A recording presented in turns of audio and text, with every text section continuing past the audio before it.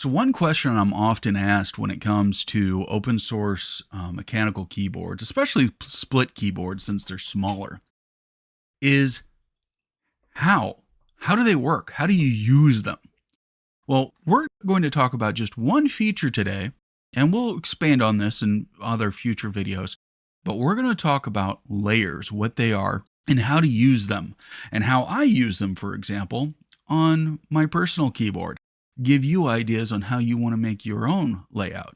Because that's the benefit of these keyboards is you can build your own layout, make them work the way you want to make it easier throughout the day and more comfortable for you to type on.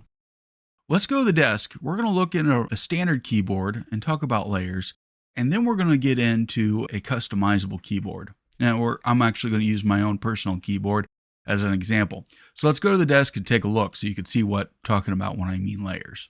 Okay, here we go. So here we have a standard 104 key keyboard that you're used to. This keyboard has layers.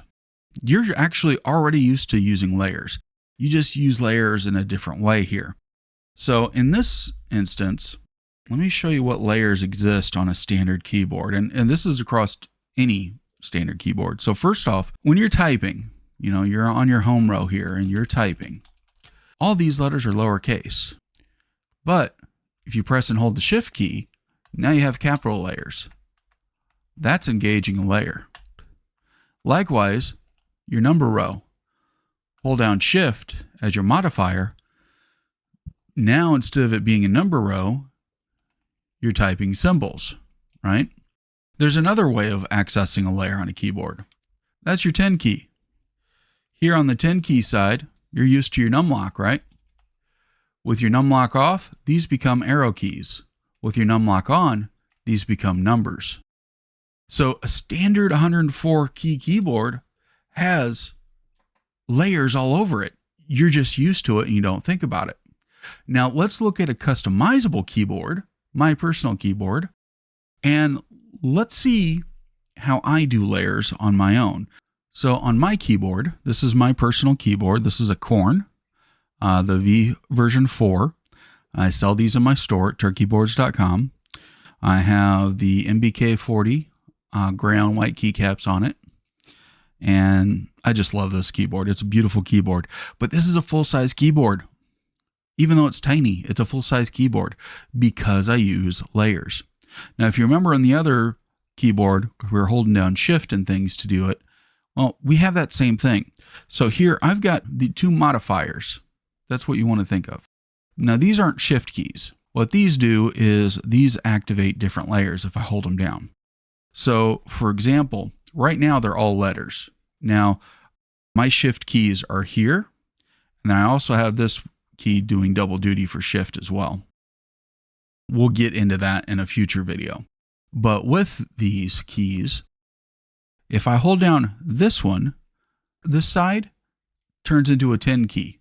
So I can start typing numbers. My 5, 1, 2, 3, 4, 5, 6, 7, 8, 9, and here's my 0. This key goes from a modifier to move to a different layer to a number. If I release, this instantly goes back to alphas, so I can type as I normally do. Let's look at this in Vial so you can see it, and we'll look at it together. So here we have my keyboard in Vial. You'll notice I've got an MD1 and MD2. So that's your layers. You can have up to 6 layers with the Korn V4 with the current firmware that's loaded. And with these, when I hold this down, it switches to MD1. That means it's a modifier. It's a momentary. So as long as I hold this button down, this becomes a 10 key. The second I release it, this becomes an alphas. If we go to layer 1, now we see where my number row is. So this is the equivalent of me holding this down. I've got my numbers here. You notice on my left-hand side, I've got system keys. So I can open up my calculator. I can do copy, paste, cut, undo, things like that. I also have my delete and backspace and other keys. But this allows me to easily hold this down. I can mute my audio, volume up and down, start and stop media, like my music, YouTube videos, things like that. this becomes a 10 key. I use this all the time. But the benefit of all this is I never have to leave the home position. I can stay right here. So I'm just moving my fingers. You'll notice. Now, these are kind of crooked for me because normally I've got my keyboards tilted, about like this. I've got them mounted to my desk. I'll have a future video on that at some point. But the beauty part of this with the different layers is I can access all the keys like you do. I just have to hold a button down or switch to it. Now my layer 2, that's my function key row. And then I've got my arrows over here. So this is me holding this button right here down. So if I hold this down, this turns into directions. This turns into my home keys. This turns into my mouse. So I can actually control my mouse. Scroll up, scroll down, left, right. I've got a few more symbols right here. I've got all my function keys over here, things like that. So those are my 3 rows.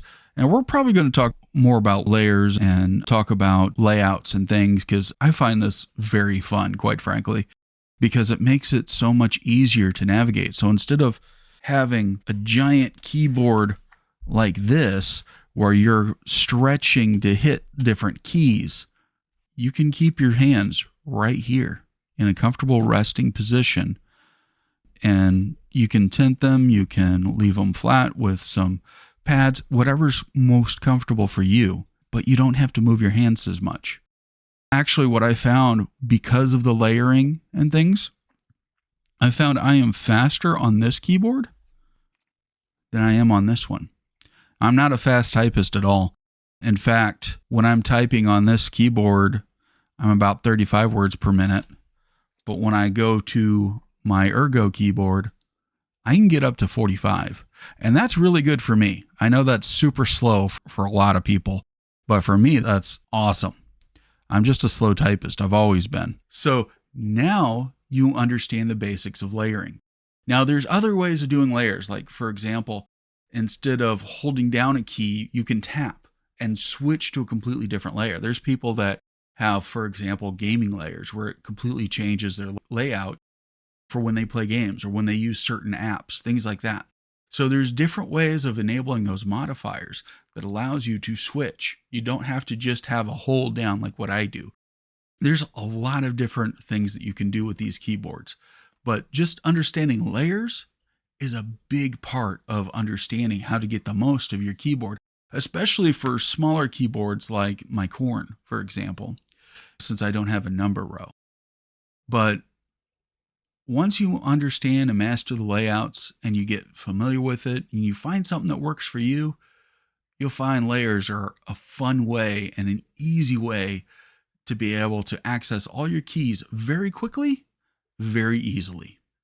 So I hope you enjoyed this video. I hope you now come away from this understanding what layers are on open source keyboards. And I hope you get to start to use layers more now in your keyboard and give you some ideas on how to do your layout. So we'll see you in the next video. Please remember to like and subscribe. Thanks for watching.